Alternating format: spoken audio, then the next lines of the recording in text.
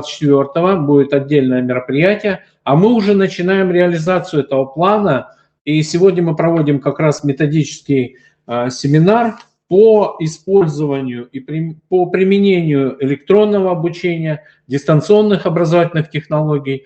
И мы остановились как раз вот на Центре дополнительного образования, Республиканского центра обучения, поскольку они уже на протяжении 10 лет, в общем-то, эти технологии используют. И уже достаточно большой опыт, и, в общем-то, вот мы решили сегодня этот вебинар провести совместно с педагогами Центра дистанционного обучения и попросили их поделиться своим опытом. Возможно, какие-то алгоритмы, инструкции они представят, как можно использовать сегодня электронное обучение и дистанционные образовательные технологии, в том числе и при очном обучении. Очное обучение я имею в виду дистанционно. Вот так вот немножко получается. Сейчас есть уже поступают жалобы от родителей о том, что как бы учителя не совсем правильно организовывают дистанционное электронное обучение, используют дистанционные технологии неверно. Но ни для кого не секрет, что отдельные учителя, некоторые учителя действительно дают там задания, предположим, и ученики выполняют, отправляют им ответы. Это как элемент дистанционного обучения может быть. Но родители хотят видеть педагогов, видеть, возможно, воочию, с использованием каких-то систем видеоконференц-связи, слышать инструкции, аналогично и учителя. Поэтому вот, возможно, сегодня элементы вот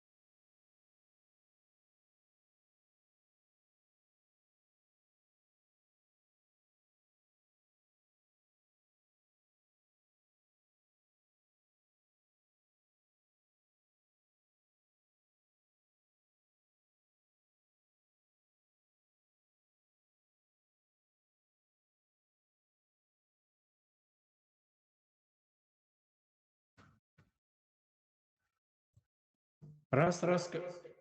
Коллеги, меня слышно?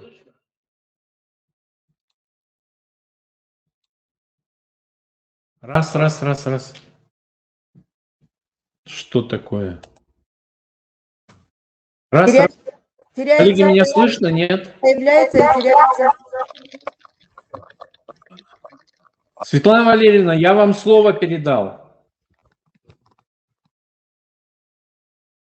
Отлично, замечательно, но только я не слышала, когда вы передавали слово, потому что... Ну, коллеги, у нас сегодня в КРИРО что-то творится с интернетом, поэтому, возможно, меня выбросит, но у нас ведущие должны остаться, и все должны все услышать.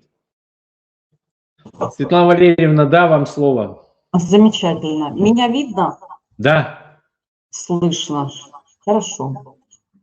Так, я предоставляю тогда, получается, общий доступ, демонстрацию экрана. Уважаемые коллеги, пока Светлана Валерьевна включает демонстрацию экрана, слева у нас кнопочка чата. Но имейте в виду, чат доступен только зарегистрированным пользователям, кто зарегистрирован на сферу. Поэтому, если кто-то из участников не зарегистрирован на сферу и хочет участвовать в чате, скоренько зарегистрируйтесь. Можно зарегистрироваться, если он потребует регистрацию в какой-то образовательной организации, можете зарегистрироваться в КРИРО. И там есть 6 класс, методический семинар. Можете в него зарегистрироваться. Все, пожалуйста, Светлана Юрьевна. Светлана Валерьевна. Ой, Светлана Валерьевна, прошу прощения. Уважаемые коллеги, всех приветствую и всех приветствую от имени Центра дистанционного обучения. И мы сегодня вам представим несколько сообщений, тему которых Вячеслав Алексеевич уже озвучил. Мое выступление, оно будет, получается, вводное о реализации основных образовательных программ в форме очного обучения с применением электронного обучения, дистанционных образовательных технологий. Конечно, последние пару лет и электронное обучение, и дистанционные образовательные технологии, может быть, набили некоторую оскомину, да, всем нашим учителям. Но на самом деле учителя, например, нашего центра столкнулись с этими понятиями уже 12 лет назад. 1 сентября 2010 года состоялось открытие Центра дистанционного обучения детей-инвалидов Республики Коми как структурного подразделения государственного общеобразовательного учреждения Республиканский центр образования. Непосредственно главное направление нашей деятельности, начиная с 2010 года, это было обучение детей, которые находились на индивидуальном обучении на дому и которые имели статус ребенок-инвалид. Но, однако, за годы нашей работы мы столкнулись и реализовывали программы в малокомплектных школах, где непосредственно наши учителя вели уроки и ведут до сих пор. Например, можно привести школу поселка Ирайоль, где мы ведем уроки и истории, и биологии, и химии, и других предметов. Кроме того, с 1917 года учителя нашего центра, Центра дистанционного обучения, ведут обучение учащихся 9 классов в малокомплектных школах Республики Коми именно в рамках реализации программ дополнительных за страницами учебника математики, за страницами учебника обществознания и другие курсы, которые вы видите на слайде презентации. Конечно, это далеко не все школы, которые хотели бы попасть в эту программу, но однако это школы Усть-Вымского района, Усть-Сылимского района, Сыктывдинского района и некоторых других районов нашей республики, которые за эти несколько лет, может быть, познакомились с нами. Но все-таки главное наше обучение и главная наша уставная деятельность – это все-таки обучение индивидуально детей-инвалидов. Но замечу, обучение на самом деле очное. То есть все наши уроки, независимо или с детьми индивидуально, или с классом, мы ведем именно очно. Это такой же урок, который состоит из 40 минут, который начинается с определенного времени, который проводится по определенному расписанию. И вот такой режим деятельности у нас установился с 2010 года. И в рамках этого режима мы реализуем основные общеобразовательные программы всех уровней образования. Кроме того, адаптированные программы и дополнительные программы основного общего образования. Ну и прежде всего я хотела бы остановиться на таких вопросах, как правовая база дистанционного образования. В нашем законе об образовании в новых редакциях некоторые изменения произошли по поводу статей 16. С 2021 года организация вправе применять электронное обучение, дистанционные образовательные технологии. Ну и кроме того, с 2023 года, обратите внимание, будет изменен пункт 3 в этой же статье 16, где убирается слово «исключительно электронного обучения». При реализации образовательных программ с применением электронного обучения, дистанционных образовательных технологий в организации должны быть созданы условия для функционирования электронной информационно-образовательной среды, про которую мы сегодня будем неоднократно говорить, и я, и мои коллеги, и раскроют это понятие. Кроме того, с 2017 года действует новая редакция порядка применения организациями, осуществляющими образовательную деятельность электронного обучения дистанционных образовательных технологий при реализации образовательных программ. И опять же, здесь отражаются вопросы по применению электронного обучения и дистанционных образовательных технологий. В нашем ГОСе, который вступает в силу с сентября 2022 года, уровни начального и общего образования тоже произошли некоторые изменения. И в некоторых пунктах, которые, посмотрите, здесь на этом слайде представлены, идет речь и об электронном обучении, и о дистанционных образовательных технологиях. Но, однако, здесь следует отметить, что обеспечение поддержки применения организуется учредительной организацией. То есть, конечно же, наши организации образовательные, они не работают и не вводят дистанционное обучение сами по себе, а основываются как раз на тех документах, которые Вячеслав Алексеевич упоминал, ну и кроме того, те документы, которые принимаются как Москвой, так и республикой. Ну и, конечно же, дистанционное обучение не прошло мимо новых санитарных правил, которые были приняты в 2020 году. И здесь мы должны с вами обратить внимание, что общая продолжительность использования компьютера для учащихся разных классов отличается от 20 минут в первых и вторых классах до 35 минут в 10-11 классах. Только здесь следует учесть непрерывного использования компьютера. То есть, если идут какие-то перерывы, да, ту же самую работу с какими-то письменными источниками на ваших уроках, то значит это является уже некоторым перерывом между отдельными частями урока с использованием компьютера. Ну и кроме того, продолжительность дистанционного урока не должна превышать 40 минут. Это тоже следует учитывать. Ну и, конечно же, у нас в организации с самого момента возникновения появляются локальные нормативные акты, которые нашу работу с использованием дистанционных образовательных технологий регламентируют. Это и положение о структурном подразделении, и положение об организации обучения детей-инвалидов с применением электронного обучения и ДОТ, положение о режиме занятий и положение об электронной информационно-образовательной среде. То есть такова кратко правовая база дистанционного обучения. Теперь несколько я позволю охарактеризовать непосредственно, как у нас дистанционное обучение за эти несколько лет сформировалось. Получается так, что центры дистанционного обучения в нашей модели обучения вступает во взаимоотношения с образовательными организациями, уроками как с классом, так и с отдельными учениками на дому.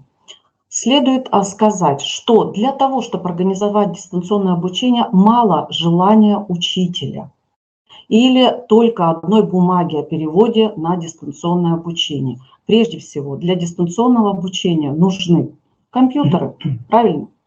Программное обеспечение, каналы связи и, конечно же, система дистанционного обучения.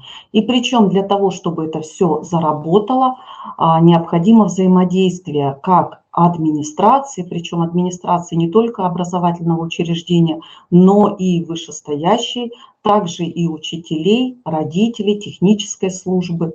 И только благодаря взаимодействию все это может способствовать достаточно продуктивному дистанционному обучению. Если говорить непосредственно о нашем центре, нашим детям, находящимся на обучении на дому, предоставляются комплекты стандартного и специализированного оборудования. И в этом положении, конечно же, мы находимся в таком более, может быть, выигрышном положении. Учителя компьютерами у нас обеспечены непосредственно на рабочих местах, в кабинетах, которые находятся в центре дистанционного обучения. И учителя у нас работают из центра, дети находятся на дому, ну или в классе, как на одной из фотографий вы видите.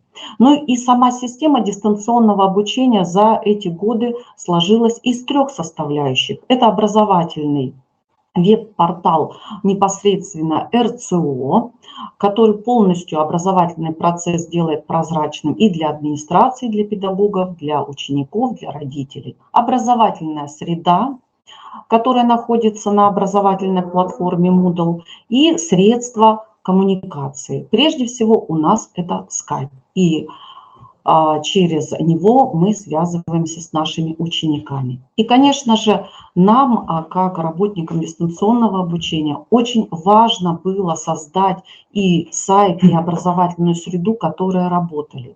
И на самом деле это является нашей гордостью. У нас сайт, который является не только информационным каким-то составляющим, но именно работающим сайтом, на котором находятся не только документы, но на котором находится и наш журнал, потому что журнал у нас отдельный. Мы не входим в электронный журнал, которым пользуются все школы. Кроме того, это и наши мероприятия, в частности, различные декады, мероприятия в рамках рабочей программы воспитания и так далее. И сами ученики и родители, и, конечно же, все педагоги имеют доступ на этот сайт, и не только доступ, но активно на нем работают.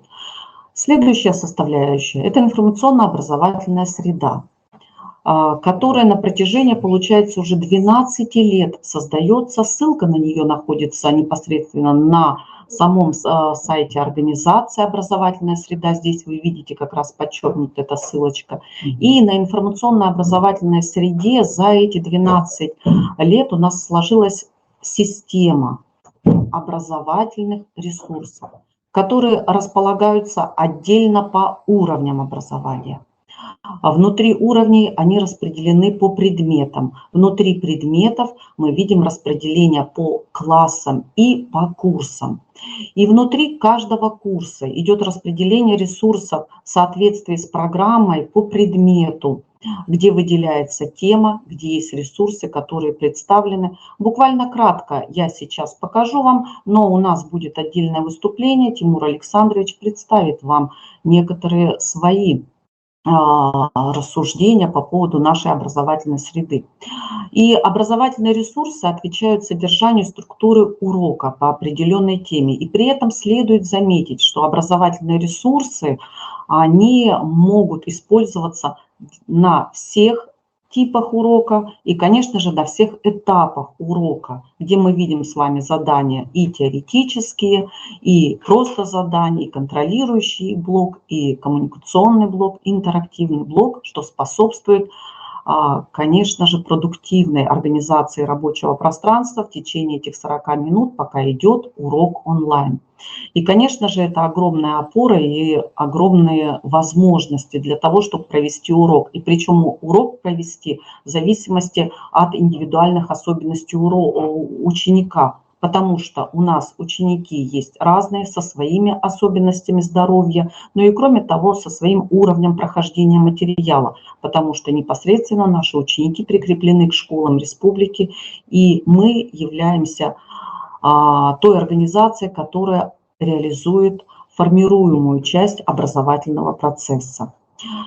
Таким образом, и электронное обучение, и дистанционное обучение, наши дистанционные образовательные технологии, наша среда – это, конечно же, и результат, и средства, и хоть что мы здесь можем сказать – взаимодействия.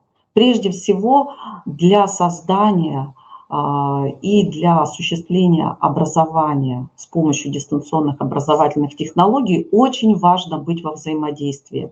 Во взаимодействии, в которое вступает и ученик вместе со своими родителями или законными представителями, учитель, техническая служба, без которой мы никуда. И думаю, вы тоже у себя в школах это представляете. И, конечно же, администрация. И здесь я хотела бы отметить, что администрация не только образовательного учреждения, а в целом и Министерство образования и, конечно же, такие организации, как КРИРО, которые и могут, и должны способствовать продвижению каких-то новых технологий.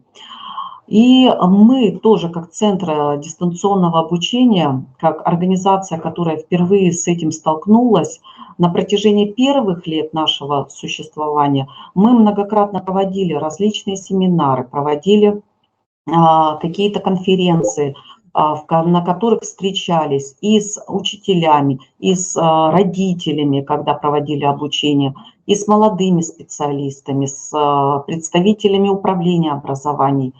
Хотелось бы дальше это взаимодействие продолжить, а сейчас я хотела бы передать слово нашим учителям, которые уже непосредственно коснутся тех возможностей, которые можно реализовывать на уроках с дистанционным форматом. Спасибо большое за внимание. Спасибо, Светлана Валерьевна. И кому мы передаем? Ольга Анатольевна следующая. Наверное, давайте мы все-таки по смыслу, может быть, передадим слово Тимуру Александровичу, потому что я с образовательной среды, хорошо, да. И тогда мы слово передаем Макарову Тимуру Александровичу, учителю Центра дистанционного обучения, причем он тоже у нас учитель-стажист, он уже работает 12-й год в этой системе, конечно же, ему есть чем поделиться. Электронная информационно-образовательная среда как инструмент системной реализации дистанционного урока. Речь пойдет о электронной образовательной среде, разработанной на системе дистанционного обучения Moodle. Здравствуйте, Тимур Александрович, вам слово. Да, добрый день, уважаемые друзья. Сейчас я сориентируюсь тут. Пришлось очень быстренько организоваться. Так. Секундочку.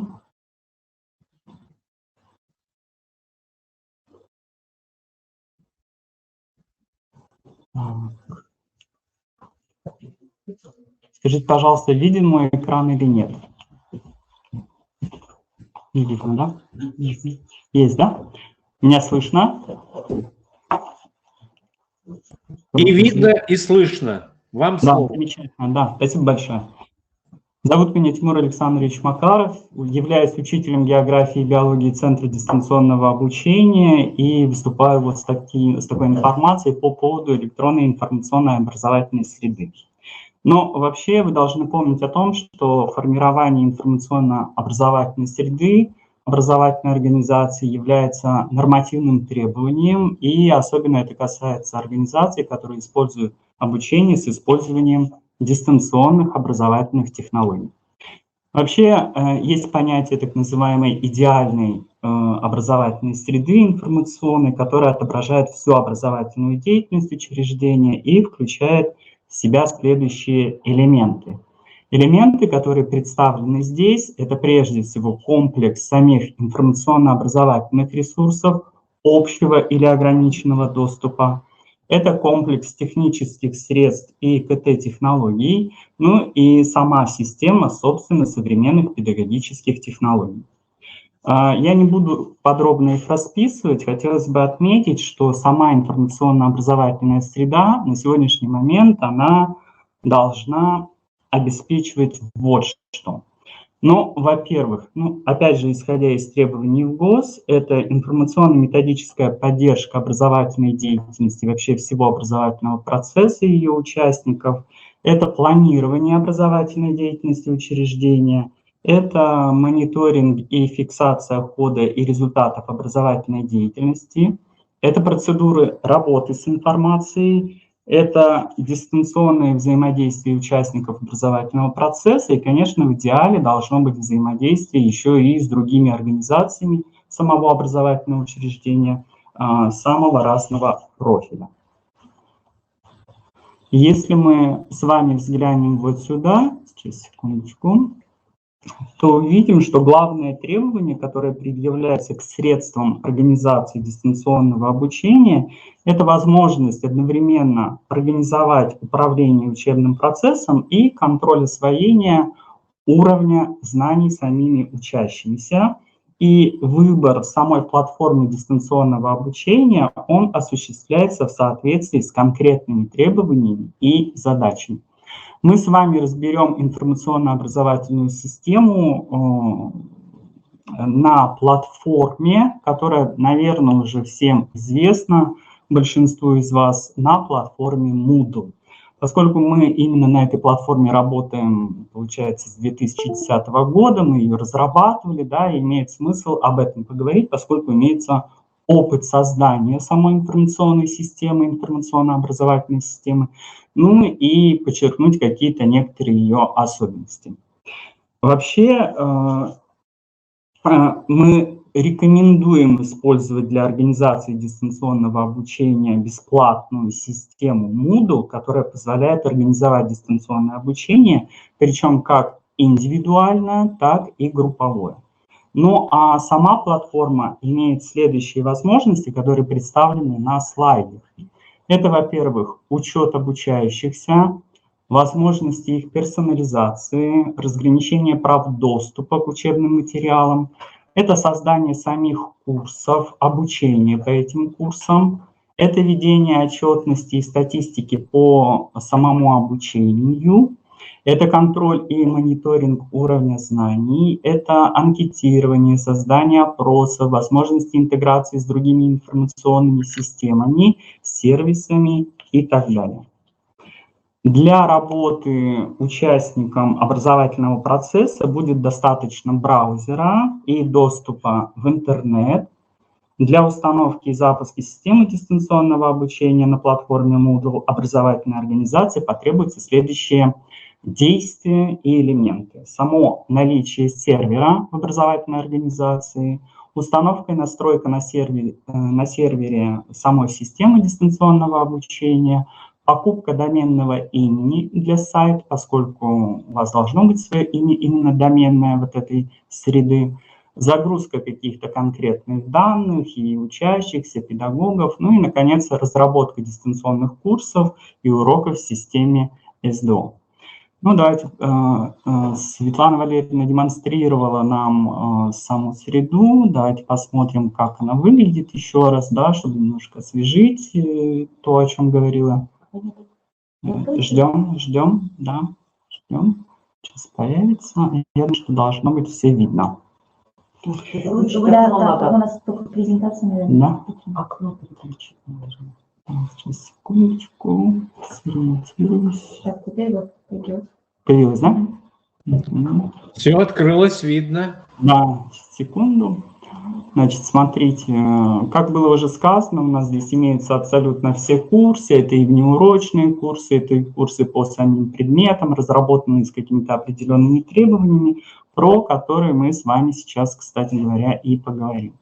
Ну, хотелось бы отметить, что само проектирование урока для информационно-образовательной среды – это дело такое на самом деле нелегкое. И представляет оно собой прежде всего реализацию определенной последовательности этапов. И вот эти этапы, которые здесь представлены, они сами по себе позволяют создать полноценный урок в информационно-образовательной среде, но опять же с учетом определенных требований. Во-первых, требование первое, да, это планирование и анализ самих образовательных результатов, которые предполагаются. Это подбор определенных видов учебной деятельности, которые обеспечивают достижение этих образовательных результатов. Ну и, наконец, сам выбор средств обучения, в том числе информационно-коммуникационных технологий, которые обеспечивают реализацию вида вот этой самой учебной деятельности. Вообще, сама логика построения дистанционного курса, она начинается с определения, прежде всего, перечня умений, которые сформируются у обучающихся по итогам работы над курсом или уроком. Ну, а сами некоторые функции учителя, такие как контроль, коррекция, тренинг, они могут быть реализованы средствами ИКТ, и это существенно облегчает его профессиональную деятельность. Хотелось бы отметить, что абсолютно каждый дистанционный урок может иметь в себе определенные структурные элементы информационно-образовательной среды в Moodle, которые можно уместить в рамках современной структуры определенного типа урока.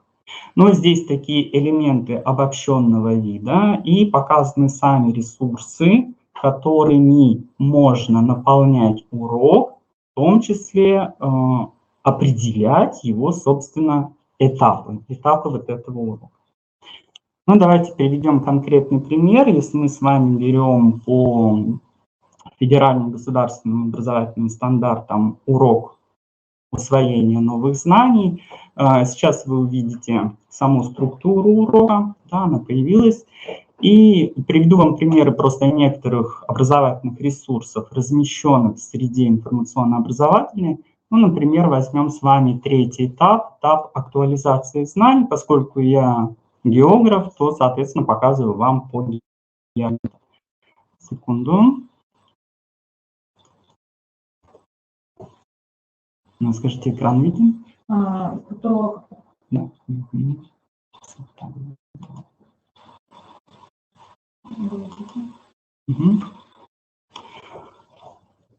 Тема, посвященная океании по географии, да, сейчас появится, например, один из ресурсов, это SCORM-пакет, да, особый тип ресурсов, который является очень наглядным, очень позитивным.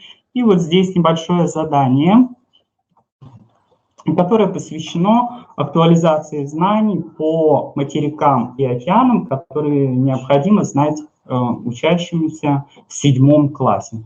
Это довольно простое задание, они с ним справляются, они могут работать с ним самостоятельно, но и тут же вы можете сами установить диалог по этому заданию, поработать с ним в устной форме, например, или, опять же, учащийся может поработать с ним сам. Давайте теперь посмотрим, вернемся к структуре урока и посмотрим.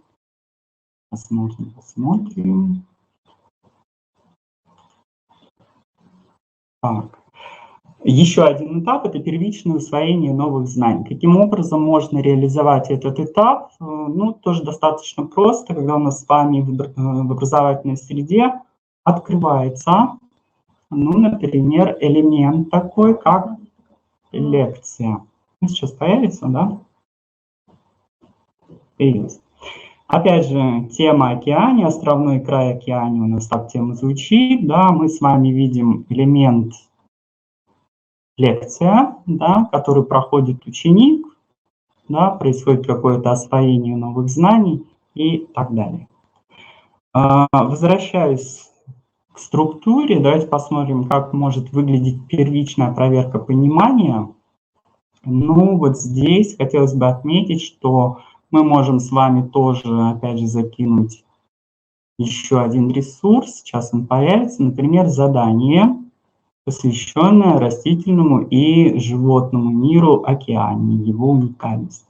В данном случае это тоже SCORM-пакет. И потом мы показываем только какие-то некоторые отдельные элементы, которые могут быть интересны именно в контексте данного урока. И, наконец, ну, здесь с перетаскиванием можно поработать, да, учащимся. Это всегда интересно, это очень наглядно, это очень здорово. И здесь же можете разместить прямо в информационно-образовательной среде еще и, например, такой инструмент, который будет полезен при рефлексии, да, то есть при анализе собственных каких-то действий, при анализе эмоционального состояния и так далее. Сейчас тоже покажу. Ну, тоже вот в таком виде, например, да, что у меня получилось на уроке, оцениваю результаты, да. Это все отражается в статистике, вы можете обязательно это просмотреть, увидеть, да, доволен ли учащийся вашим, вернее, своей деятельностью на уроке и так далее.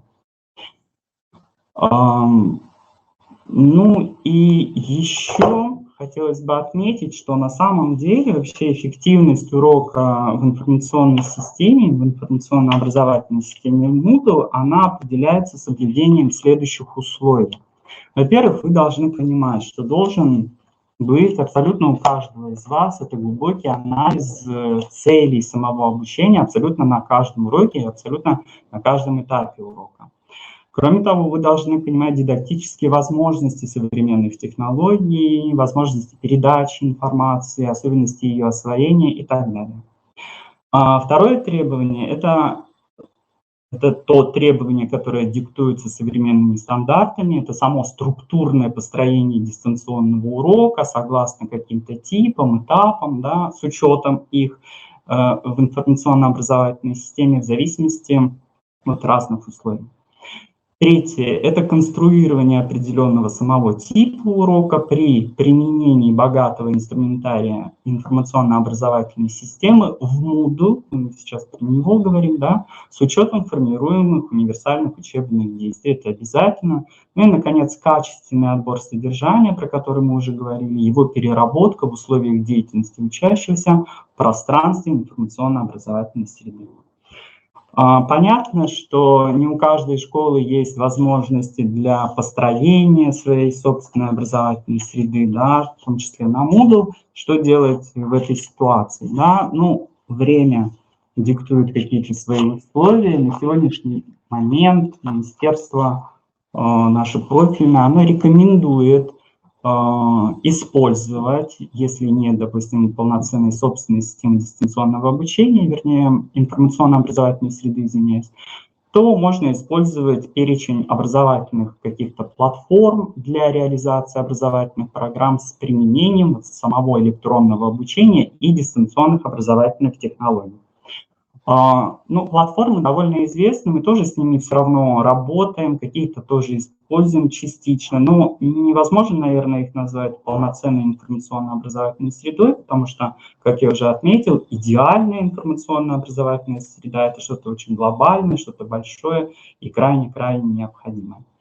Здесь, если вы потом скачаете презентацию, да, можете по ссылке увидеть, собственно, некоторые характеристики вот этих платформ и использовать их у себя на уроках. Они очень полезны. Конечно, понятно, что некоторые из них имеют определенные хорошие свои функции, да, другая платформа имеет что-то свое очень интересное. Но в любом случае, если вы будете рассматривать их в совокупности, при отсутствии информационно-образовательной среды, они могут вам пригодиться. Ну и такой небольшой вывод, что действительно системность дистанционного обучения зависит от системности ваших, собственно, самих уроков, которые вы проводите. И, конечно же, это становится очень-очень важным, ну, в наше время особенно. У меня на этом все. Спасибо. Спасибо, Тимур Александрович. Да, интересное выступление было. Я только попрошу вас, Светлану Валерьевну, тоже выслать потом мой адрес презентации вашей. Я размещу вот в новостной ленте на сайте КРИРО, когда мы будем писать отчет о этом мероприятии, я в этом новостном блоке и размещу. Коллеги, я хочу отметить следующее. Вот данные электронно-информационно образовательной среды дистанционного обучения есть у некоторых организаций. Но и хочу напомнить, что она есть и у Республики Коми, и те образовательные организации, которые не имеют возможности развернуть Moodle на своих серверах, предположим, мы эту возможность вам предоставляем. То есть у нас есть единая система электронного обучения. У нас есть единая система электронного обучения. И, в принципе, так, вот сейчас я тоже демонстрацию экрана попробую открыть. Видна? Нет мой экран? Так. Почему-то... это самое. Тимур Александрович, остановите демонстрацию экрана свою. Сейчас, секундочку.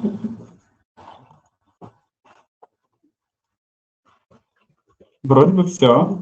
Остановили, да? Угу. Да, теперь у вас запускается, все нормально. Так, вот эта среда, вы ее все знаете, единая система электронного обучения, и можно ее использовать. И я напомню, что здесь есть отдельные курсы. Вот я сейчас зашел в основное общее образование, есть курсы по истории, кстати, которые делала Светлана Валерьевна. Есть курсы за страницами учебника для девятиклассников, для подготовки к ЕГЭ, которые делали учителя, тоже присутствующие сегодня на нашем методическом семинаре в качестве спикеров, и по математике Ольга Анатольевна, да, Ольга Евгеньевна Хреброва, некоторые из них присутствуют сегодня. То есть эти курсы есть. Есть ряд курсов по географии, по-моему, да, вот география 7 курсов, биология. И эти курсы разработанные, возможно, из них немножко уже не актуальны, их можно актуализировать, и у нас эта задача стоит. И их можно использовать тоже тем образовательным организациям, у которых нет возможности развернуть Moodle, это быстро, потому что не так просто его развернуть. У нас есть республиканская система дистанционного обучения, и она доступна вам. Подаете нам заявку, вот здесь есть форма заявки, заполнить, в какой категории, по какому предмету вы хотите использовать. Вот здесь заполняете заявочку, мы добавляем вас в учителя, вы добавляете своих детей и можете успешно заниматься на этой республиканской платформе. То есть она доступна, будем говорить, всем. И ради бога используйте. Коллеги, мы продолжаем наш семинар. Я хочу напомнить тем, кто присоединился к нам, а нас уже более 100 человек, что слева у вас есть кнопочка «Открыть чат». Чат в этой системе, в системе Spherum, открывается в отдельном окне. Поэтому надо будет на экране разместить 2 окошка. Это окошко чата, если вы хотите в нем участвовать, и окно с самой программой Spherum, где мы проводим, где идет демонстрация экрана как раз. Напомню, что чат доступен зарегистрированным пользователям, поэтому кто не зарегистрирован в Spherum, вы можете эту кнопку не увидеть. Поэтому вы можете сейчас зарегистрироваться, зайти на spherum.ru, там достаточно ввести либо телефон, либо адрес электронной почты. Если уже еще в вашей образовательной организации не созданы классы, и вы не входите в свою образовательную организацию, вы можете выбрать организацию КРИРО и записаться в 6-й класс, который называется «Методический семинар». Так, Ольга Анатольевна уже готова, и я предоставляю слово Ольге Анатольевне. Тема у нас «Организация образовательной деятельности и взаимодействие с учащимися на дистанционном уроке в пространстве онлайн-досок». Пожалуйста, Ольга Анатольевна. Или кто у нас выступает? Жанна Викторовна сейчас выступает. Жанна Викторовна, да? Вроде бы Жанна Викторовна просила, что она будет после Ольги Анатольевны выступать. Ну ладно, слушаем тогда Жанну Викторовну, и у нас виртуальная доска Padlet.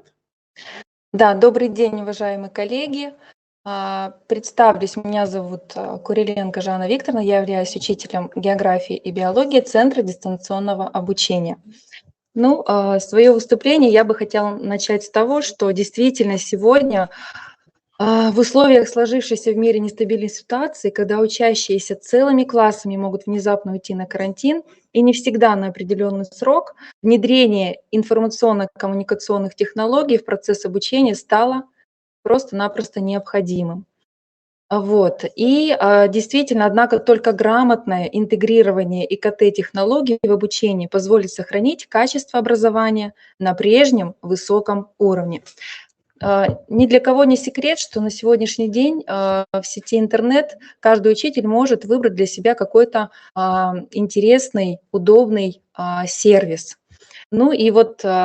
Таким сервисом, который я для себя открыла, является виртуальная доска Padlet.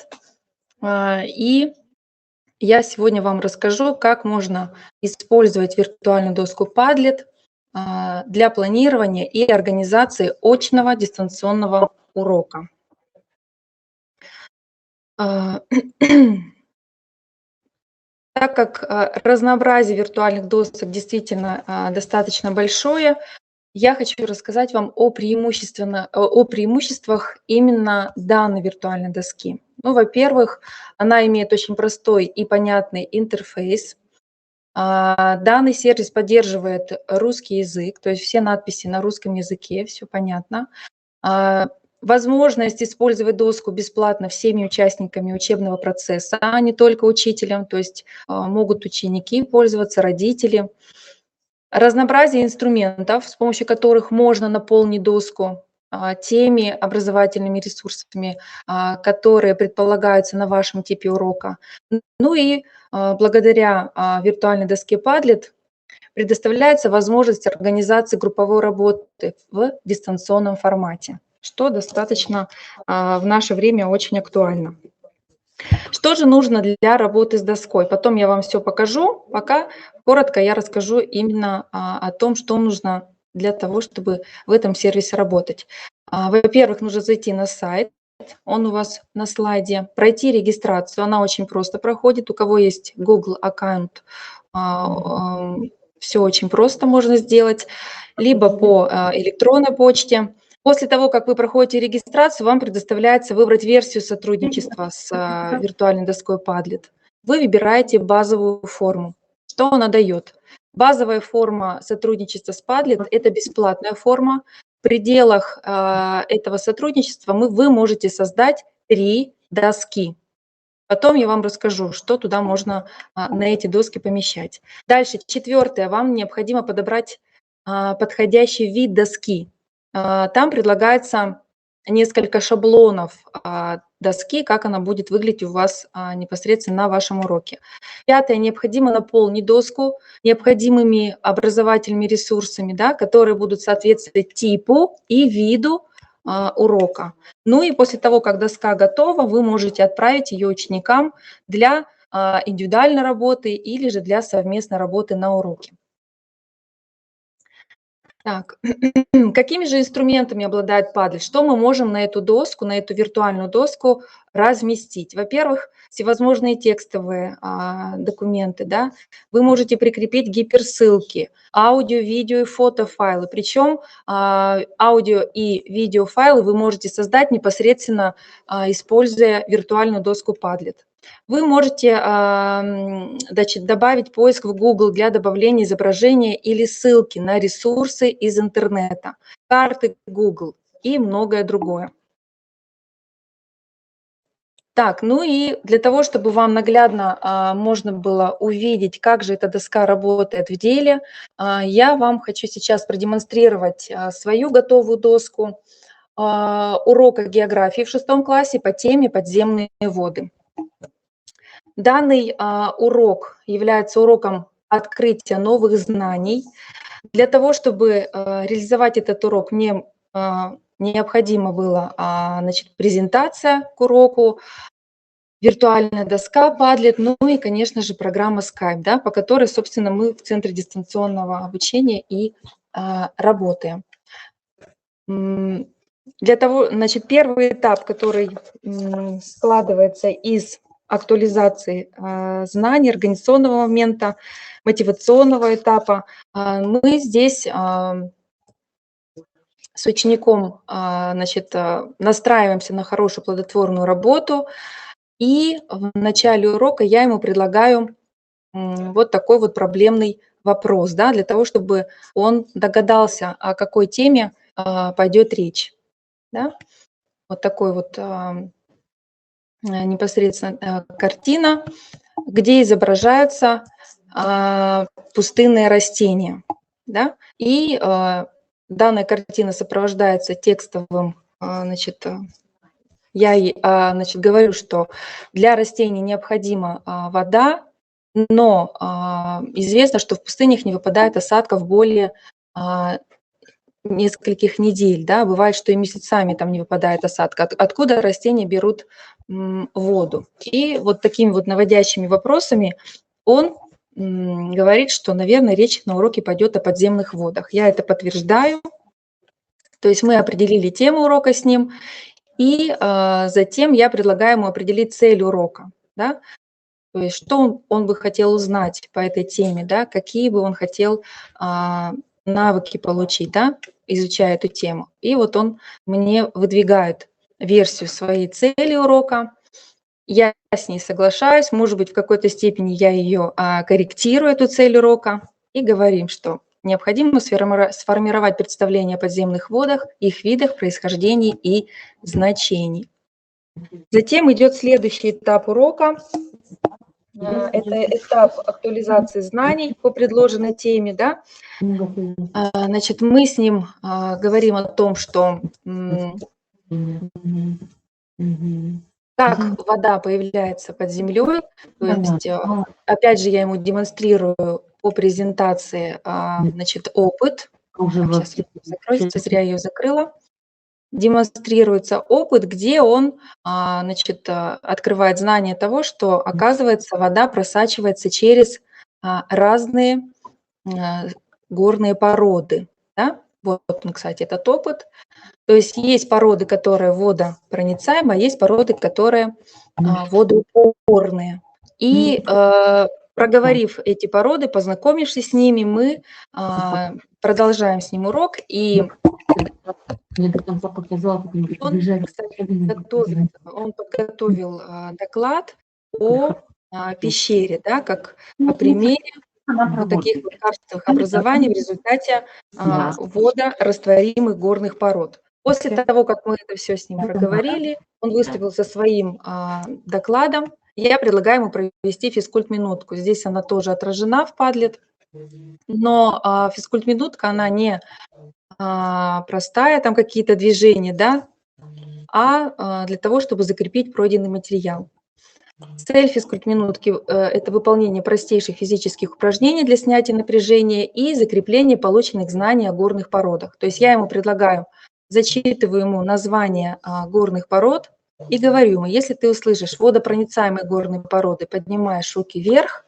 Если ты услышишь водоупорные горные породы, разводишь руки в стороны и удерживаешь несколько секунд. Если ты услышишь водорастворимые горные породы, то делаешь хлопок руками перед собой. И вот таким вот образом мы немножечко отвлекаемся от экрана, отдыхаем и, соответственно, настраиваемся на дальнейшую работу. Затем идет уже непосредственно открытие нового знания. Снова по презентации мы с ним рассматриваем различные виды подземных вод, каким образом они значит, образуются, условия залегания подземных вод. И далее я ему предлагаю выполнить задание.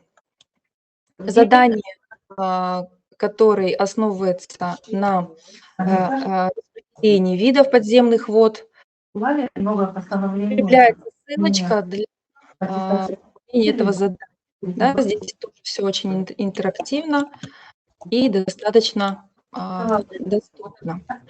Выполнив это задание, мы продолжаем с ним вести дистанционный урок и, соответственно, значит, так, и выходим мы с ним, заканчиваем мы наше занятие итоговой викторины по теме подземные воды. Здесь тоже прикрепляется ссылочка на выполнение этого задания. Тоже очень ярко, красиво и доступно. Ну и в конце урока я предлагаю ему выполнить домашнее задание, подготовить доклад по теме «Как защитить подземные воды». То есть есть отдельная вкладочка на этой доске, куда ученик может непосредственно прикрепить свой доклад, и вы уже, допустим, вечером можете проверить, как он выполнил это домашнее задание или перед уроком. Ну и заканчивается наш урок, конечно же, рефлексией, которая включает в себя не только рефлексию учебной деятельности, да, на уроке, но и ученик значит, проводит самоанализ своей работы, и с помощью рефлексии мы оцениваем, конечно же, психоэмоциональное состояние ученика на уроке. Тоже она здесь прикреплена. Да?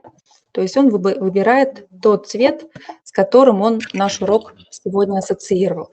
Вот таким вот образом, на первый взгляд, вроде бы кажется сложным, но на самом деле прикреплять эти значит, ресурсы здесь очень просто. Для этого необходимо в пустом месте на вашей доске 2 раза нажать кнопочкой, и перед вами выходят всевозможные ресурсы, которые вы можете здесь прикрепить. Да? Это могут быть какие-то фотографии, ссылочки, это могут быть аудио и фото файлы.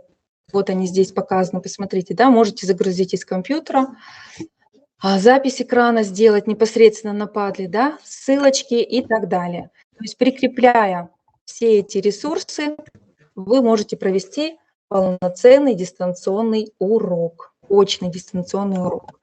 И хотелось бы еще сказать, что после того, как ваша доска готова, вы можете этой доской поделиться. Вот в правом верхнем углу есть панель инструментов. Как можно поделиться этой доской? Во-первых, вы можете скопировать ссылочку. Вот тут нажимаете на эту кнопочку, да, отправить эту ссылочку в чат своим ученикам.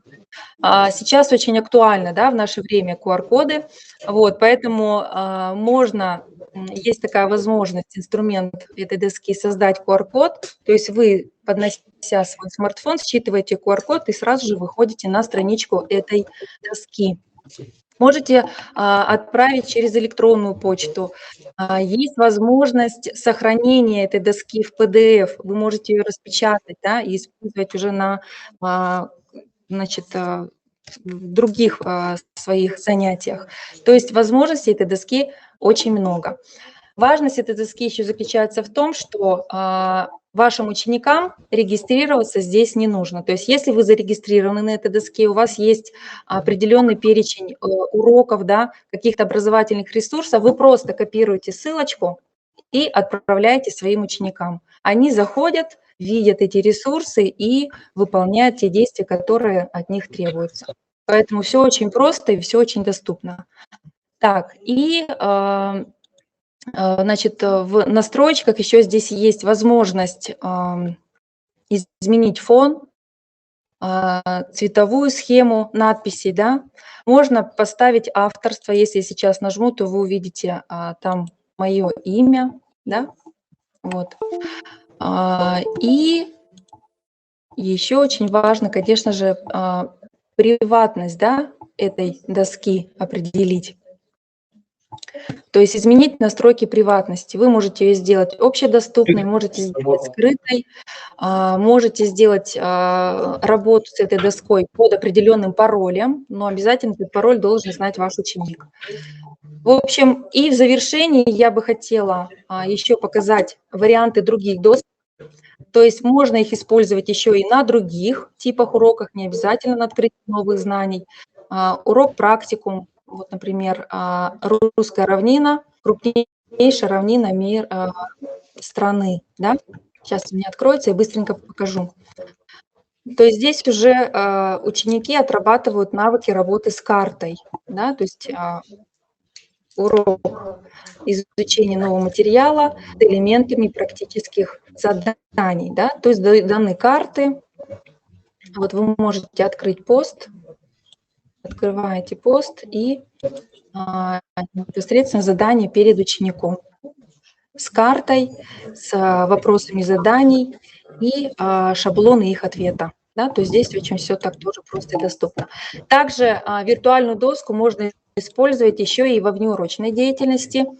Покажу вам пример доски, которая была создана моими учениками под моим руководством. Ежегодно в нашем центре проходит проект, межпредметный проект «Окно в мир», где дети работают по определенной теме. И вот здесь тоже, посмотрите, сейчас загрузится. То есть можно прописать название тех, кто работали над этим проектом, что очень, наверное, интересно детям, да, в этой доске, что все очень наглядно, интерактивно. То есть вы можете, нажав на видео, посмотреть, да, видеоролики, записать, вот, допустим, какую-то свою видеозапись к предложенной теме, да. Можно прикрепить, вот ученики прикрепляли рисунки своих, да, связанные с темой. То есть все очень доступно и наглядно. Ну, и я еще думаю, что вот данный сервис, наверное, является таким мини-аналогом образовательной среды, да, бесплатной образовательной среды, где каждый учитель по любому предмету может создать вот такие вот интерактивные уроки. Так, Ну и в конце хотелось бы мне отметить, подводя итог, отмечу плюсы использования виртуальной доски Padlet в дистанционном обучении. Во-первых, предоставляется возможность группового взаимодействия, которая позволяет развить не только предметы, такие как коммуникационные, исследовательские, поиск информации. Представляется возможность организовать учебный процесс в дистанционном формате, не только без потери качества, но и обеспечивая максимальную индивидуализацию обучения и создание условий для повышения мотивации к изучению предмета за счет высокой степени интерактивности. Это здесь все было продемонстрировано. Вот. Ну и, дорогие коллеги, используя данный сервис, вы будете уверены, что ваш урок будет отвечать всем требованиям федерального государственного образовательного стандарта. Поэтому пользуйтесь, креативьте и внедряйте свой образовательный процесс. На этом у меня все. Спасибо за внимание. Если есть вопросы, задавайте. Спасибо, Жанна Викторовна. Коллеги, если у кого-то есть вопросы, вы можете включить микрофон и задать вопрос. Если вопросов нет, прошу отключить. У кого-то включен микрофон, коллеги. Посмотрите, у кого включен микрофон. Прошу прощения, еще одна ремарочка. Для того, чтобы работать в этом сервисе, мной создан буклет. Я сейчас его в чат скину. Всех, кого заинтересовал этот сервис, вы можете этот буклет скачать и пошагово инструкцию увидеть. Я сейчас скину его. Спасибо, Жанна Викторовна. А можете остановить или за вами кто-то сейчас будет выступать? Нет, сейчас я остановлю. Ага. Сейчас.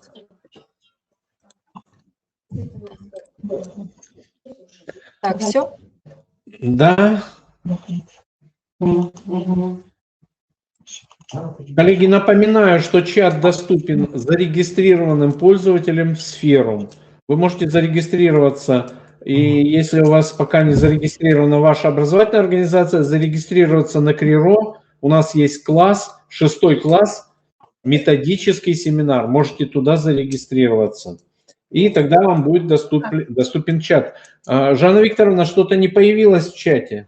Да, сейчас я скину. Вот сейчас я скидываю. Скидывайте ссылку. Коллеги, если можно, все презентации как-то каким-то, может, на Google Диск и доступ к ним. Светлана Валерьевна, или как? Или по почте отправите? Можно на Google Диск загрузить все презентации и ссылочку на открытый Google Диск, ссылочку в чат скинуть, чтобы коллеги могли скачать. Наверное, будет так всем удобнее. Коллеги, мы продолжаем дальше. И дальше у нас Кузнецова Ольга Анатольевна. Организация образовательной деятельности и взаимодействия учащихся на дистанционном уроке в пространстве онлайн-досок. Ну, онлайн-доска – один из важных элементов обучения в дистанционном уроке именно. Ну и не только, но важный элемент в дистанционном уроке. Поэтому давайте послушаем, какие есть у нас онлайн-доски и что мы можем использовать в этом плане. Ольга Анатольевна, вам слово. Здравствуйте, уважаемые коллеги. Сейчас, минуточку, не могу предоставить демонстрацию экрана. И не слышно меня? Так, слышно меня? Ага, слышно. Да, сейчас демонстрация экрана. Почему-то запретили, не могу показать. Где запрет? Там у нас нет запрета никакого. Вы запретили иду, чтобы показать экран. А как запрет? Может быть, обновить? Не знаю даже, что сделать. Ну, да. Мы ничего не запрещали, все должно работать. Так, вот у нас пишет ошибка. Похоже, вы запретили доступ к демонстрации экрана. Разрешите доступ, чтобы показать экран.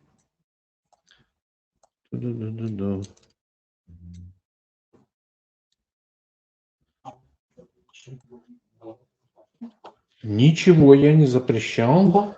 Вы на что нажали? Может быть, вы что-то нажали? Что запретили сейчас? Запретили доступ. Сейчас, уважаемые коллеги, извиняюсь, минуточку. В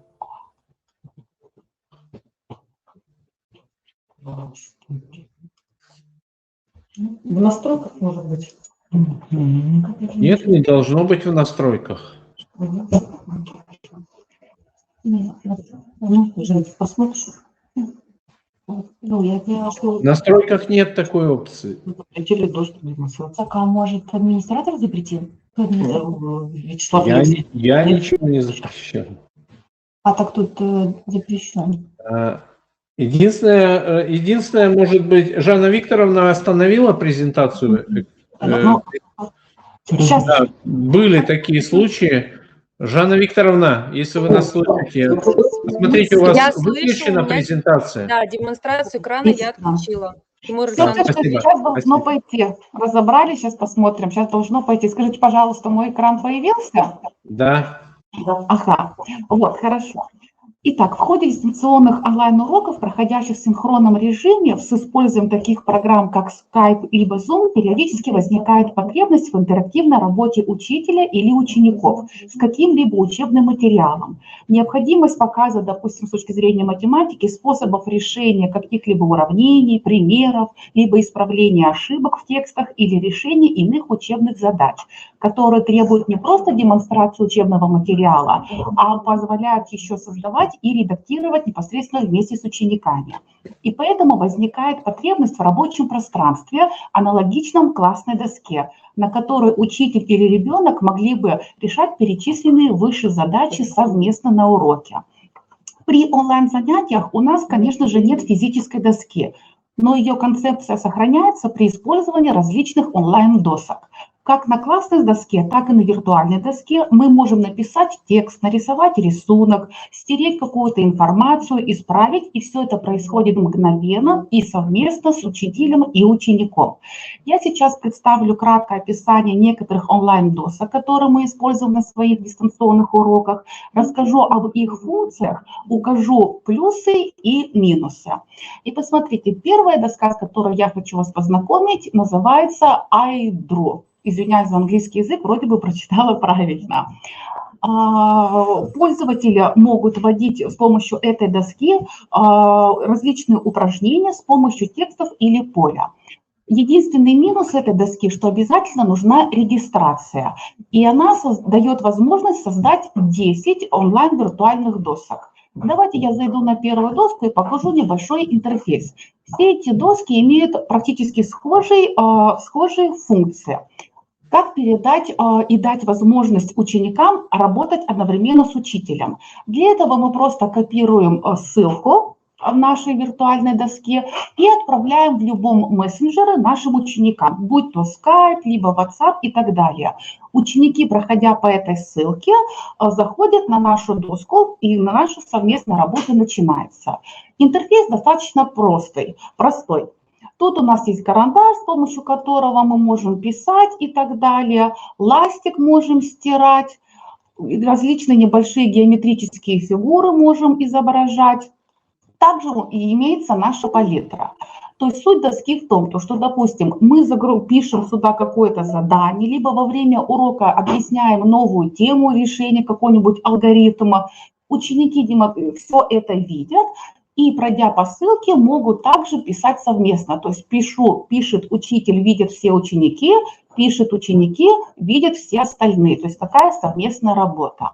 Единственное, эта доска, если мы с вами не зарегистрируемся, она не дает возможности вставлять сюда различные тексты либо картинки. То есть только для незарегистрированных пользователей получается только возможность написания самостоятельно прописными буквами либо цифрами. Следующая виртуальная доска Jamboard, она основана на Google диске, на Google аккаунте. Сразу понимаем, тоже должна быть регистрация как и учителя, так и учеников. Плюс этой доски в том, что мы можем создавать сразу несколько, как получается доска идет, как у нас слайды. Есть возможность добавить стикеры, рисунки, изображения, текст и многое другое. Но, как я сказала, требуется регистрация. Интерфейс мы видим тоже достаточно простой. Мы можем выбрать ручку для написания, карандаш, выбрать любой цвет. Есть ластик, можем сюда вот эти различные стикеры, допустим, сразу сохранять, если какие-то пометки. Все это отображается учеником, и также ученик может это все самостоятельно делать. И еще раз повторюсь, идет совместная работа. Также мы можем вводить текст с клавиатуры, либо различные геометрические фигуры. Плюс этой доски еще в том, то, что, как я сказала, вот мы идем как по слайдам, вот тут у меня показано, мы можем создавать вот каждый раз различные наши страницы, и они будут показываться как слайд. И еще один большой плюс, что мы можем тут выбирать непосредственно саму разлиновку. То есть мы можем выбрать фон в виде клеток, если это, допустим, наша математика, либо наши строчки, где вот мы тут совместно пишем. То есть пишет ученик, видит учитель, пишет учитель, видит ученик и так далее. Следующая доска, с которой я хочу вас познакомить, это Твидла. Также, чтобы отправить ученикам, мы снова копируем адрес нашей доски, отправляем ученикам, и наша совместная работа начинается. Основные возможности данной доски – это также рисование на доске с помощью маркера, добавление геометрических фигур, текстовых надписей. Интерфейс тоже достаточно простой, то есть мы можем ставить совершенно любой рисунок сюда, если нам это нужно. Для этого мы нажимаем на «Иметь картинки» и уже со своего рабочего стола готовую информацию загружаем. Все это отображается на доске. Сейчас даже если из своего же компьютера я... Так, то есть тут, наверное, картиночек у нас никаких не будет. Ну, то есть совершенно любую картинку, либо иллюстрацию, либо, допустим, даже сделать снимок экрана географической карты, и также сюда можно все вставить. Мы выбираем, и тут у нас идет плюс, сразу, допустим, можно с учениками договориться, ученики выбирают синий цвет, пишут и так далее. Учитель выбирает красный цвет и, соответственно, сразу может подчеркивать, и ученики видят, где идет какая ошибка, что нужно исправить. Также на этой доске можно вести чат. То есть получается у нас правый верхний угол для сообщений. То есть можем там, допустим, написать «Петя Иванов решает пример под цифрой 1». То есть сделать такую уже группировку для решения наших примеров, кто за какой пример ответственный. И, соответственно, эта доска не требует регистрации, но единственный вот ее минус, если мы не зарегистрированы, она дает для совместной работы доступ в 20 минут. Потом приходится доску перезагружать. Если же мы зарегистрированы, то плюс этой доски еще в том, что мы можем не только переписываться текстовыми сообщениями, а еще и звуковыми. Тут вот есть наша кнопка с микрофоном, то есть нажав на нее, мы можем записать голосовое сообщение, которое ученикам доступно. И последняя доска, для меня наиболее такая самая оптимальная, это Whiteboard. Это бесплатная интерактивная доска для совместной работы в режиме онлайн. Доска не требует никакой установки на компьютеры пользователей и также не требует регистрации. Открывается в совершенно любом браузере компьютера. Доступ ученика осуществляется по ссылке, то есть аналогично мы копируем в адресной строке ссылку данной доски и отправляем ее в сообщение в любом мессенджере, либо на электронную почту, и ученики, пройдя по этой ссылке, также оказываются на нашей доске. Данное веб-приложение, оно открывается с любых гаджетов, из компьютера, из телефона, и планшета и так далее. Плюс этой доски в том, что есть жесты масштаб изменять, то есть зайдя на кнопку опции, мы видим, мы можем изменять масштаб нашей доски, либо уменьшать, либо увеличивать. Доска предлагает более быструю синхронизацию. Любые внесенные изменения отображаются для других участников урока в течение нескольких секунд. То есть вновь мы тут можем с вами, опять различные примеры писать, загружать сюда картинки через функцию Option, и выбрав определенную картинку и так далее, какой-то анализ, наша тут появляется, чтобы не забыла скинуть из своего. Так, давайте вот даже вот покажу, нашла картинку. Мы загружаем ее. Так, вот. Плюс в том, что мы картинку можем увеличивать, также уменьшать. Можем использовать функцию перемещения, то есть на любое местоположение доски разместить. И, соответственно, работаем с нашей, вот, допустим, тут карта у нас по истории. Я, допустим, что-нибудь там указываю, нажав на карандашик. Ученики также могут там мне все тут подчеркивать, задавать вопросы и так далее. То есть как раз идет совместная у нас онлайн-работа. Еще один основной плюс данной доски, что она бесконечна, то есть по ней можно неограниченно перемещаться в любую сторону. Однако в этом есть не только преимущество, но и небольшой недостаток, так как участники урока могут потеряться в этом бесконечном пространстве. То есть тут приходится совместно говорить, вместе передвигаемся вправо, двигаемся наверх и так далее. Писать на доске очень просто, точно так же, как и на реальной. Данная доска имеет базовые инструменты, это перо, ластик, текст. Такие функции, как отменить, повторить, стереть, копировать, также упрощают процесс работы. То есть если мы хотим удалить все с доски, мы, естественно, нажимаем на нашу корзинку. Если мы хотим удалить какой-то поэтапный предыдущий шаг, мы нажимаем на стрелочку Undo. И видим, все предыдущие шаги у меня убираются постепенно. С помощью функции Move мы можем перемещаться по данной доске.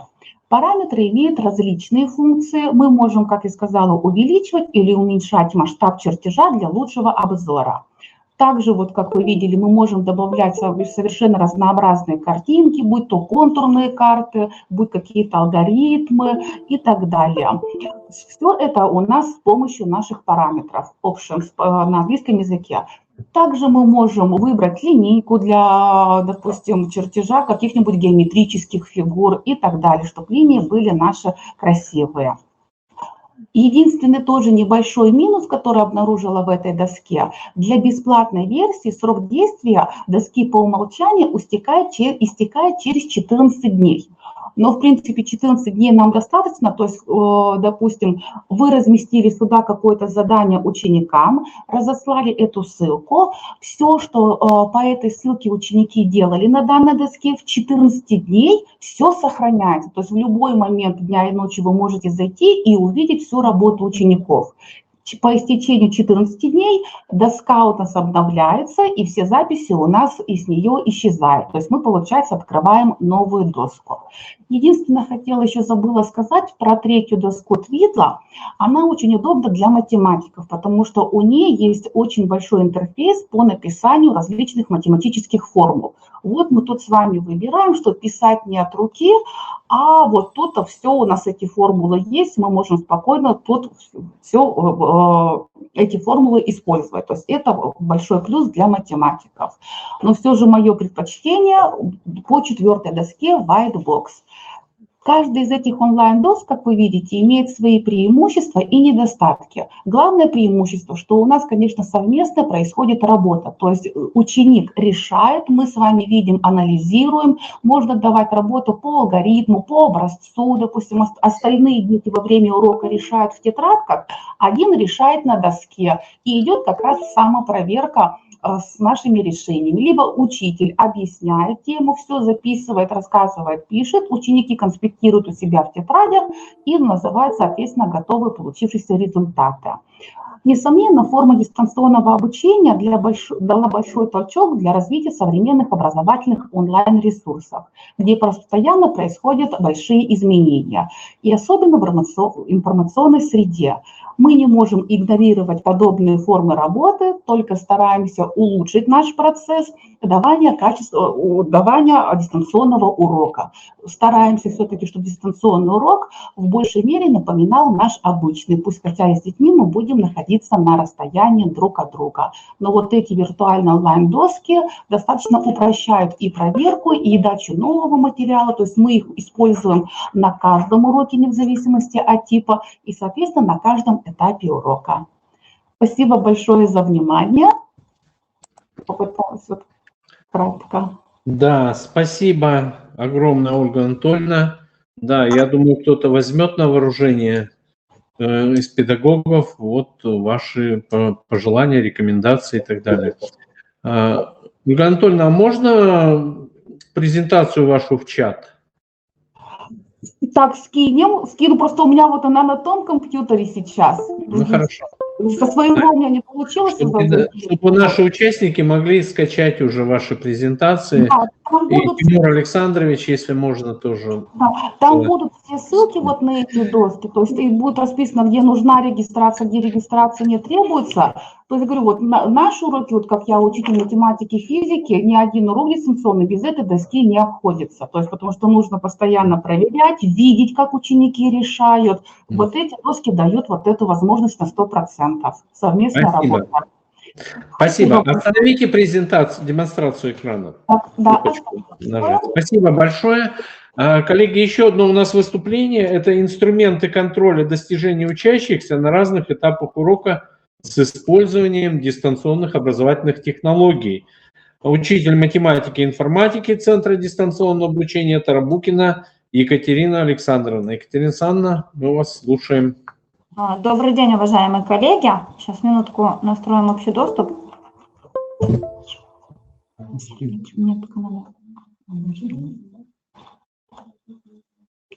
Надо было, может, не останавливать демонстрацию экрана, а продолжать. Или вы, да, вы на этом же компьютере.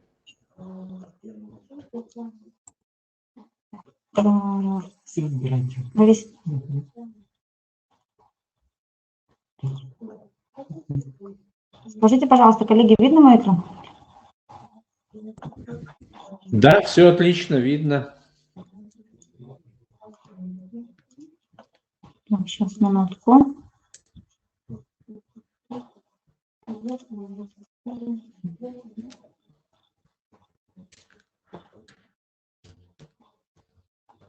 Сейчас прогрузится.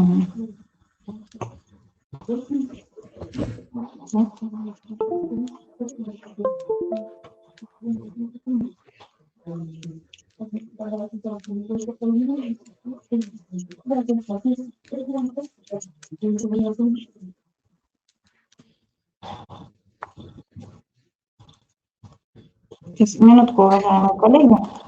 Видно? Оля, Да, видно. Все. Сейчас пропало. Вы переключились, ушли с презентации. Так, теперь видно. Все. Добрый день, уважаемые коллеги. Тема моего выступления – инструменты контроля достижения учащихся на разных этапах урока с использованием дистанционных образовательных технологий. Контроль образовательных результатов учащихся с позиции компетентностного подхода для решения поставленных целей обучения и воспитания предполагает управление познавательным... можно тогда сделать на весь экран, раскрыть PDF-файл? Так, давайте, сейчас, минутку. Чтобы вот эта панелька справа нам не мешала. Так, видно? Вот у вас мышка стоит чуть... Вот так, да. Ну, давай. Все равно вот это справа панель остается. Ну, ладно. Хорошо. Так, я сейчас перейду на сайт. Тут немножко буквально. Хорошо.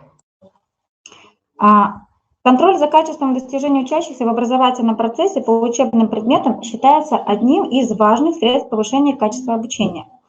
Он необходим при проведении всех типов уроков, как на уроке развивающего контроля, так и на уроке открытия новых знаний, обретения новых умений и навыков. В современном образовании емким инструментом контроля являются тесты. Они позволяют определить степень и уровень усвоения понятий, тем, разделов, а не просто констатацию наличия некоторой суммы знаний. Кроме того, тесты позволяют автоматизировать процесс проверки, уменьшить время контроля и увеличить время на другие виды учебной деятельности. Я хочу остановиться сегодня на сервисе онлайн-тест-пад, который является многофункциональным сервисом для создания интерактивных тестов и проведения обучения.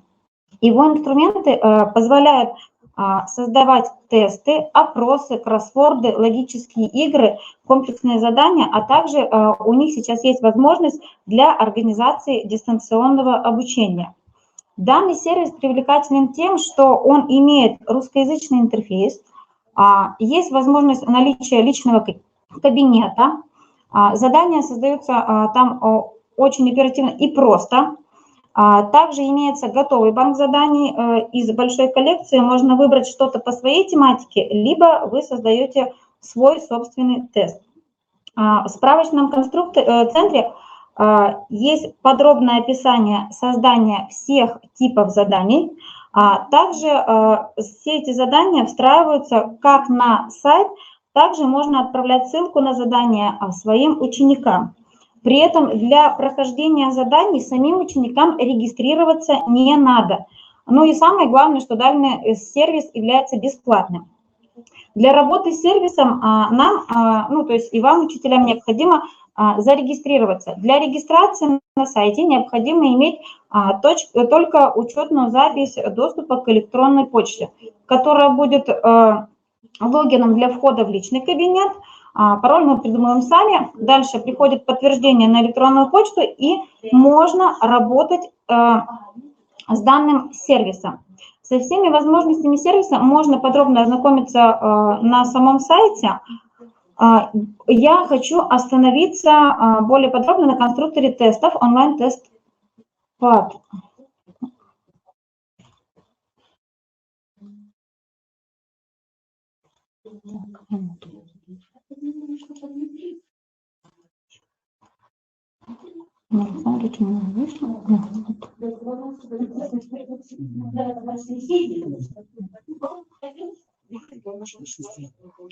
Что он загрузился? Минутку, коллеги, грузится.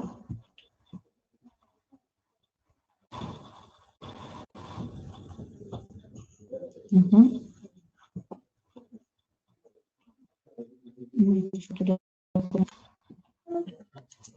Итак, посмотрите, пожалуйста, коллеги, конструктор тестов. С чем он интересен и прост для нашей работы? В конструкторе тестов предусмотрено большое количество различных настроек теста. Он содержит 17 типов вопросов. Это такие, как один на выбор, ввод числа, возможен ввод текста, на задание на соотношение и другие. В конструкторе тестов предусмотрено гибкое редактирование содержимого вопроса. При этом любой вопрос может включать в себя текст, таблицу, изображение, документ или видео.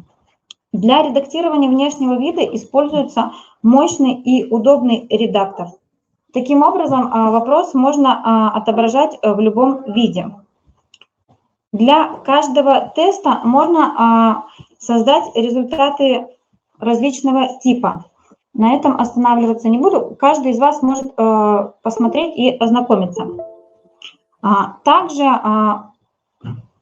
есть возможность прохождения как на персональном компьютере, так и на планшетах и на мобильных устройствах.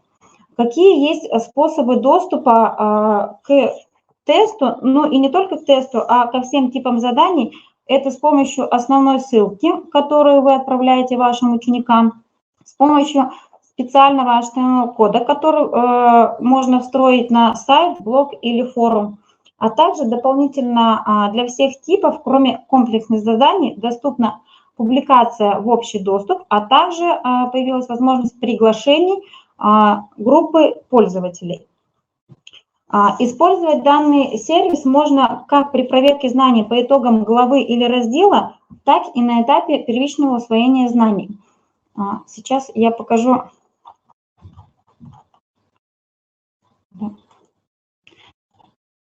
пример теста, который использовался мной при изучении темы геометрическая прогрессия на этапе первичного закрепления нового знания.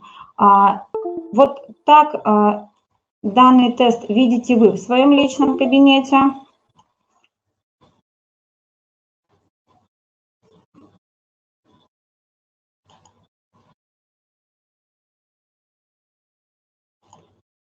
Вот сейчас я отправлю ссылку в общий чат. Посмотрите, пожалуйста, коллеги. И кто желает, можете ответить на 5 вопросов. Я просто хочу показать, как вы будете видеть итоги прохождения этого теста детьми.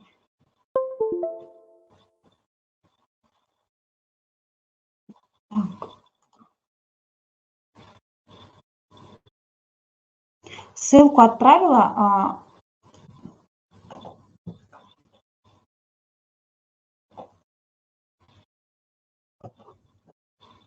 Коллеги, буквально пару минут. Неважно, правильно или неправильно вы ответите, для меня важно показать вам то, как оно отобразится. Так, пока количество участников теста не изменилось. Вот здесь у вас будет показано то, сколько человек прошли. Сейчас я нажму.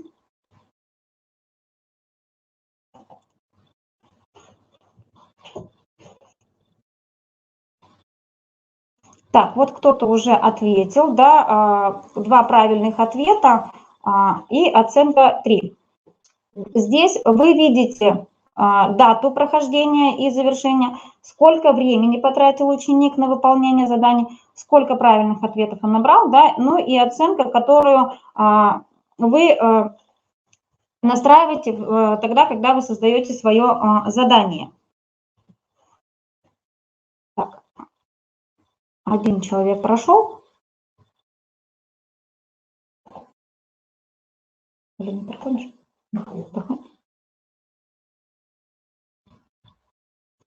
Попробую обновить.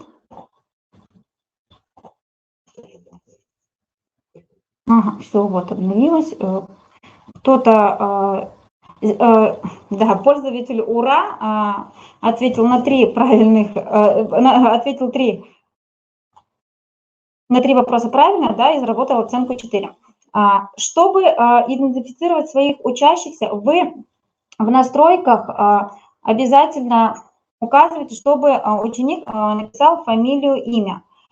И делаете эту форму регистрации обязательной. Тогда вы увидите, кто отвечал, да, на вот уже 18 человек. Также этот тест, он коротенький, из 5 вопросов. Также приведу пример теста по информатике за курс 8 класса. Он содержит 15 вопросов, которые на различные типы. Посмотрите, пожалуйста, есть одиночный выбор, множественный выбор, есть задание на соотношение. Вот вы видите, здесь можно поставить картиночку. Есть задание на ввод текста и задание на ввод числа. Как я вам уже показала, результаты теста наглядно отображаются, и вы видите результаты всех учеников. Таким образом, коллеги, с помощью сервиса онлайн-тестпад вы сможете не только провести экспресс-проверку усвоения материала учащимся, но и дать им возможность лучше подготовиться по той или иной теме. Инструменты платформы онлайн-тестпад позволяют организовать уроки развивающего контроля или могут присутствовать на этапах первичного закрепления новых знаний и включения в систему знаний и умений, поскольку они гибкие, они удобно настраиваемы для учителя и учащихся, а также они разнообразны по видам заданий. Более подробно, да, можно все посмотреть на самом сервисе, на самом сайте, и кому будет интересно, пожалуйста, ознакомьтесь. У меня все, спасибо за внимание. Спасибо огромное, Екатерина Александровна. Я думаю, педагоги тоже воспользуются вашими предложениями и будут использовать данный ресурс. Коллеги, наша повестка сегодняшнего методического семинара исчерпана. Мы на этом заканчиваем, но серия семинаров будет продолжена. Поэтому если у кого-то из вас есть опыт уже проведения онлайн-уроков, хотелось бы, вот, может, увидеть мастер-классы проведения урока вот на нашей... Вот хорошо было сейчас с тестом, да, то есть мы могли бы отвечать на тесты, на какие-то решать задачки, то есть вот мастер-классы по проведению уроков. Кто готов вот провести, показать такие классы, мы включим в программу следующих методических семинаров. И я думаю, еще педагоги и Центра дистанционного обучения, не все выступили сегодня, и остальные присоединятся. И пишите мне на мою почту, я в чате сейчас напишу почту, и мы будем смотреть, организовывать. У нас примерно сейчас по 2 таких вебинара будет, вернее, семинара, по 2 таких семинара в месяц мы будем организовывать. А в следующий момент мы проводим данную встречу на платформе Sferum. Информационно-коммуникационная платформа Sferum, которая внедряется в 15 регионах Российской Федерации в обязательном порядке. и внедряется пока рекомендательно в Республике Коми, но желательно уже, чтобы потом не оказаться, опять же, в отстающих у нас, желательно уже сейчас это использовать. В прошлую пятницу мы проводили вебинар по работе на этой платформе, такой организационный вебинар, где я привел статистику, что у нас всего 15% школ подключилось и уже начали работать в этой информационной системе. Это очень мало, конечно, и с учетом того, что сейчас требования при проведении дистанционного урока, требования это в том числе и онлайн-подключение, а на сегодняшний день, если вы заведете классы в школах, классы с детьми, вам, чтобы организовать подключение к уроку, вам буквально надо нажать 2 кнопки. Это начать урок и какой класс уже со списком детей. Ставите галочку там 5 класс, и все дети попадают в ваш урок. Поэтому очень удобно по сравнению с теми всеми ресурсами и Zoom, где надо отправлять ссылку, предположим. То есть это очень удобно. Сейчас у нас почему немножко не получается, вот и спикерам не удалось подключиться, хотя я, в общем-то, ссылочку отправил, потому что не все зарегистрированы в этой системе, и когда, наверное, будете зарегистрированы в этой системе, будет все гораздо быстрее и лучше. Некоторые неудобства, может быть, я вижу, вот, например, чат в отдельном окне, хотелось бы, чтобы он был как в Zoom, вот здесь рядом с участниками, а с другой стороны, может, действительно удобно, что он не мешается нам здесь смотреть презентацию и прочее, прочее, прочее. Серию вебинаров обучающих вебинаров по работе в сферу мы тоже намечаем и в ближайшее время начнем проводить. Вот сейчас мы ждем, чтобы хотя бы еще чуть-чуть побольше школ подключилось. Наверное, уже в конце января проведем обучение для администраторов школ. Ну и потом будем уже проводить для учителей